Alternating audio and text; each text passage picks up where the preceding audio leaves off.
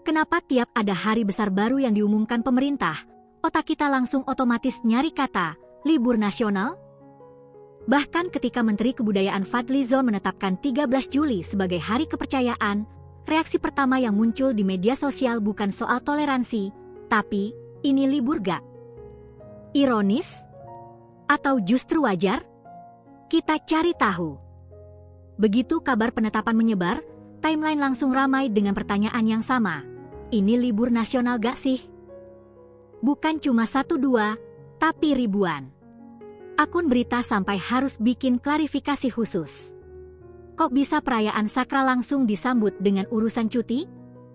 Padahal kalau dipikir, Hari Kepercayaan tujuannya mulia, mengingatkan kita pada keberagaman keyakinan. Tapi libur tetap libur. Mungkin karena kita terprogram sejak sekolah, Hari Besar Nasional libur. Jadi logika kita bekerja otomatis. Ini conditioned response. Sejak SD sampai kerja, kita dikondisikan bahwa Hari Peringatan Nasional berarti libur. Jadi begitu dengar Hari Kepercayaan, otak otomatis mengaktifkan asosiasi itu. Tanpa sadar, kita langsung cari info libur. Contoh nyata, saat libur Lebaran atau Natal, orang sudah siap-siap jauh hari. Sekarang ada Hari Kepercayaan yang baru pertama kali, wajar kalau banyak yang bertanya.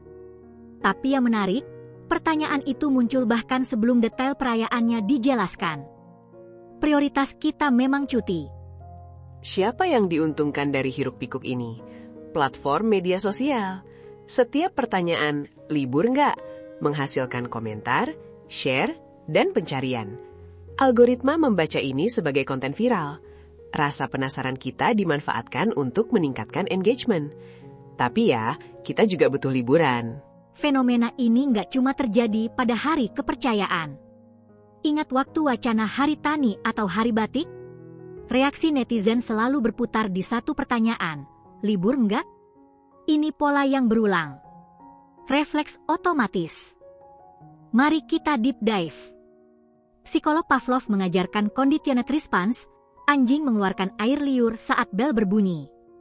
Sama seperti kita, yang terbiasa libur saat Hari Besar Nasional. Begitu ada pengumuman hari peringatan baru, air liur kita muncul dalam bentuk pertanyaan, libur nggak? It's pure conditioning. Ada satu lagi, optimisme bias. Kita cenderung berharap positif. Libur itu positif, jadi otak kita lebih dulu berharap daripada realistis. Makanya kita searching, siapa tahu aja jadi libur. Ini mekanisme bertahan hidup yang salah sasaran. Contoh studi kasus. Portal berita langsung membuat artikel 13 Juli libur nasional. Ini faktanya. Mereka tahu pertanyaan ini akan banyak dicari. Mereka memanfaatkan momen untuk mendulang klik. Akun resmi pemerintah berkali-kali klarifikasi. Teti, konten libur tetap laku. Dampaknya, diskusi publik lebih banyak membahas status libur daripada esensi hari peringatan. Padahal, Hari Kepercayaan adalah pengakuan negara terhadap penghayat kepercayaan. Sayang, yang viral malah liburan. Di sisi positif, rasa ingin tahu membuat sebagian orang akhirnya mencari tahu, Hari Kepercayaan itu apa? Jadi ada sisi edukatif juga. Setelah puas bahwa tidak libur, mereka mulai membaca sejarahnya. Sisi gelapnya, banyak oknum menyebarkan hoaks 13 Juli tanggal merah. Ini memicu kebingungan dan kekecewaan. Obsesi kita pada libur membuat kita mudah dimanipulasi konten clickbait. Padahal, libur hanya salah satu cara menghargai hari penting. Langkah pertama, sadari bahwa reaksi kita adalah hasil conditioning. Dengan menyadari, kita bisa menunda respons. Cek sumber resmi dulu, jangan langsung tanya di medsos. Kedua, pahami makna hari peringatan tersebut. Libur hanyalah bonus, bukan tujuan. Ketiga, beri ruang diskusi lebih dalam. Daripada tanya libur, ajak teman diskusi tentang toleransi. Atau jika ingin libur, rencanakan cuti pribadi.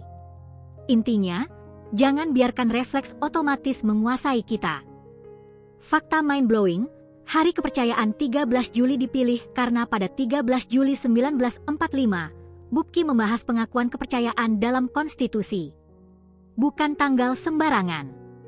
Tapi kebanyakan kita lebih ingat bahwa tanggal itu bukan libur daripada sejarahnya. Sekarang, ketika mendengar ada hari peringatan baru, kita tidak langsung tanya, libur gak?